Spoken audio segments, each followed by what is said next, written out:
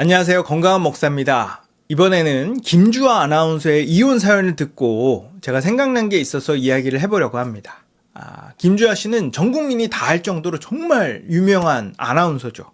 최근 김주아 씨가 본인 이름으로 진행하는 토크쇼의 진행을 맡았습니다. 김주아 씨는 자기가 게스트에게 솔직한 대화를 이끌어내려면 일단 본인부터 자신의 어두웠던 과거를 솔직하게 오픈할 필요를 느꼈다고 그래요. 그래서 자신의 이혼 사건의 전말에 대해서 공개하기로 합니다. 저는 김주아 씨가 당한 어처구니 없는 일을 듣고 안타까우면서 어쩌다 일이 이렇게 되었을까? 그리고 만약에 우리가 그런 상황에 처하면 어떻게 해야 될까? 하는 생각이 들었어요. 먼저 간단하게 김주아 씨 사연을 정리하자면 김주아 씨는 사기 결혼을 당했습니다.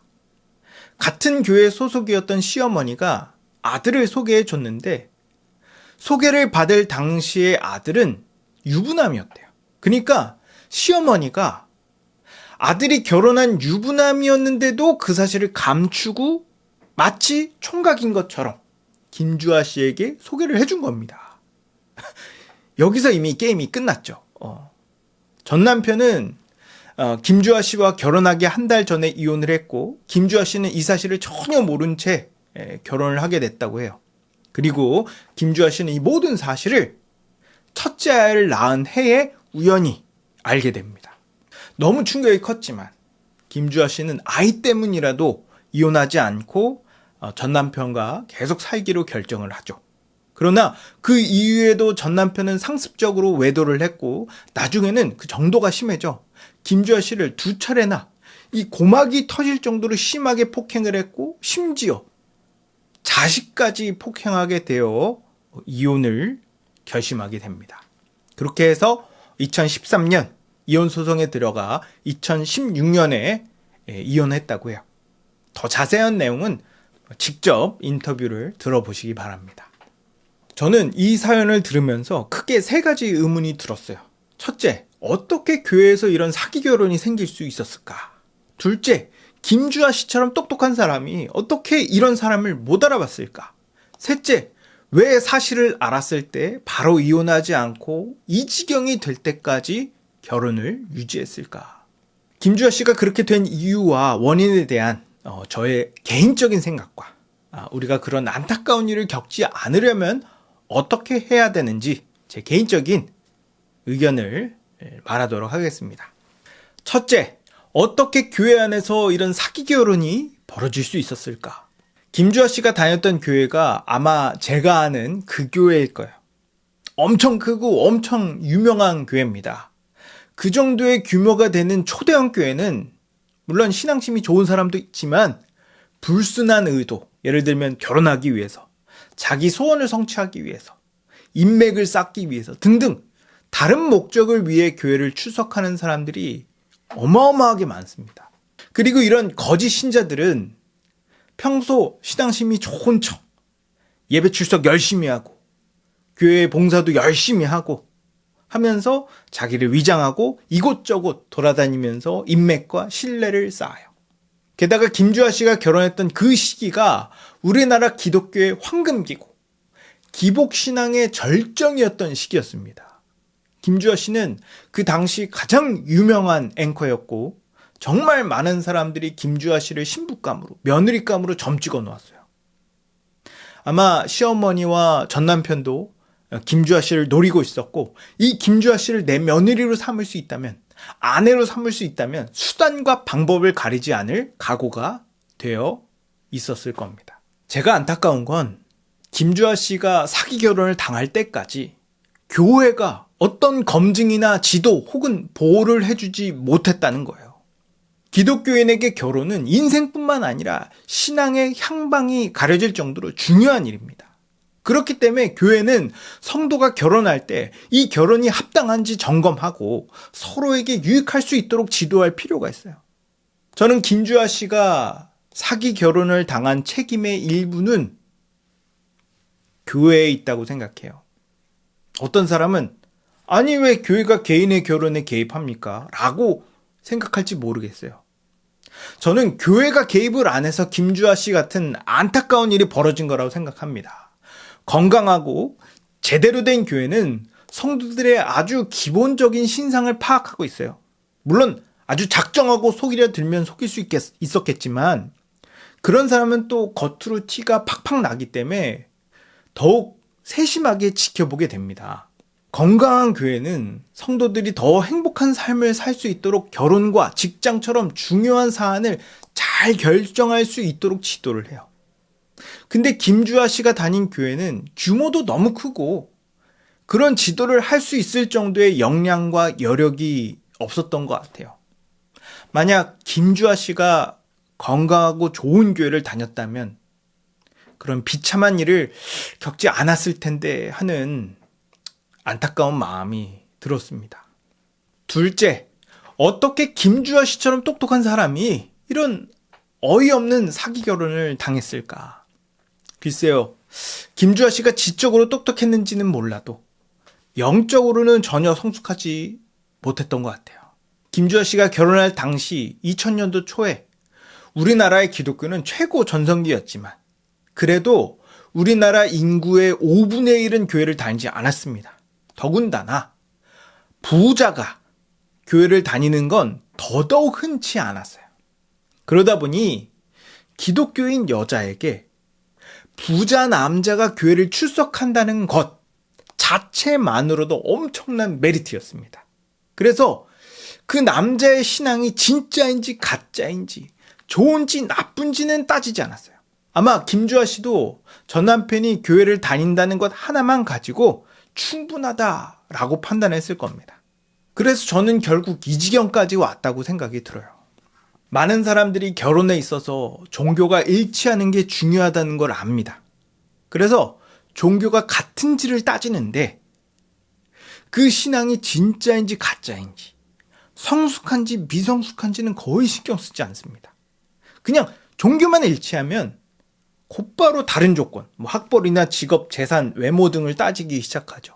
저는 결혼할 때 어느 정도 조건을 따지는 게 나쁘지 않다고 생각합니다. 평생을 같이 살 건데 신중하게 따져봐야죠. 근데 신앙인이라면 다른 어떤 것보다도 신앙을 세심하게 살펴봐야 됩니다. 왜냐하면 교회를 다녀도 가짜 신앙일 수 있기 때문이에요. 결혼에 있어서 신자에게 다른 여러 조건들도 중요하겠지만 가장 중요한 것은 바로 신앙입니다. 왜일까요? 건강한 신앙만큼 미래를 확실하게 보장하는 게 없기 때문이에요. 건강한 신앙은 건강한 인격을 낳습니다. 그리고 하나님께서 그 사람을 보호하시고 인도하시기 때문에 시간이 지날수록 그 사람은 더욱 성숙한 사람이 돼요. 반대로 신앙이 없거나 건강하지 않을 경우에는 인격이 성숙하지 않거나 오히려 더 나빠질 수 있습니다. 근데 안타깝게도 신앙은 단순히 교회를 다니는 것만으로는 분별할 수 없어요.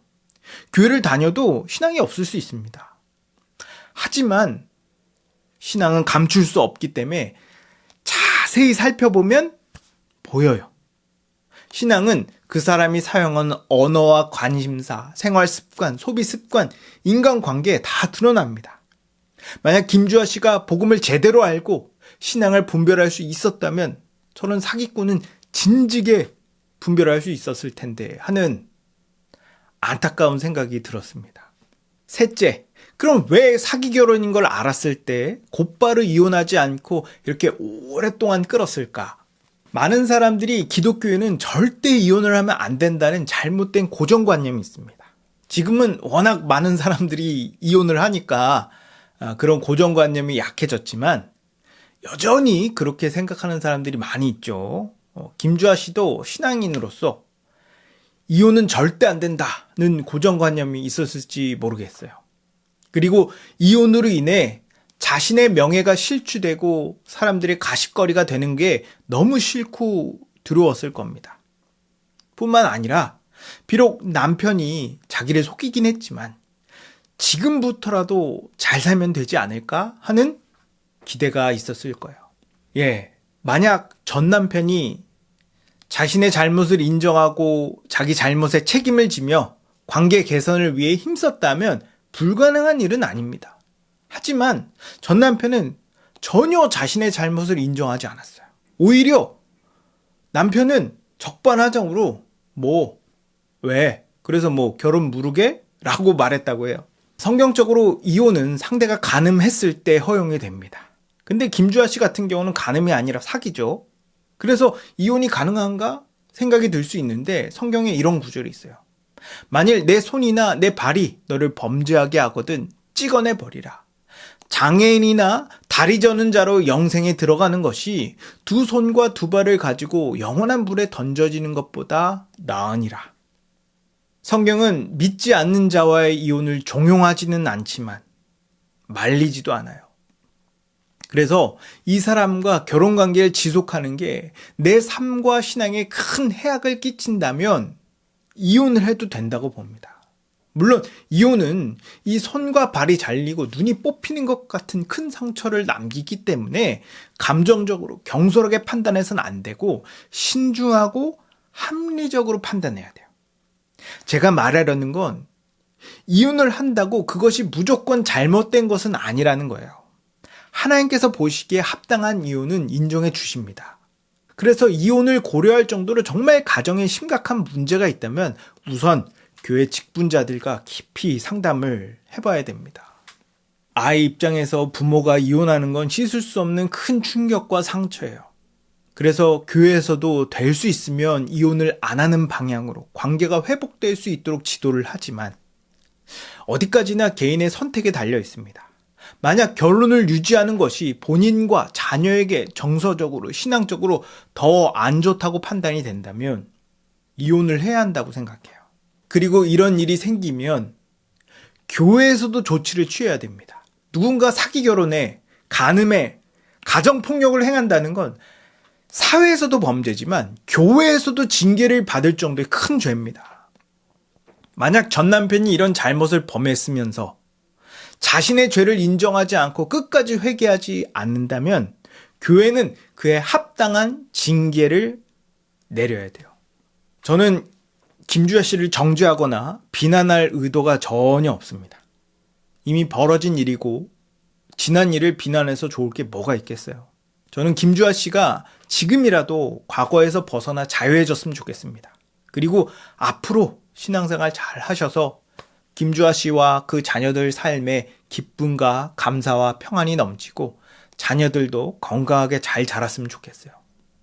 더 나아가 혹 김주아 씨와 같은 사기 결혼 피해자가 더 이상 생기지 않기를 바라는 마음에 이 영상을 만들어 봤습니다. 여러분, 결혼은 내 인생을 좌우할 수 있을 정도로 중요한 선택입니다. 그렇기 때문에 좋은 배우자를 알아볼 수 있는 안목을 길러야 돼요.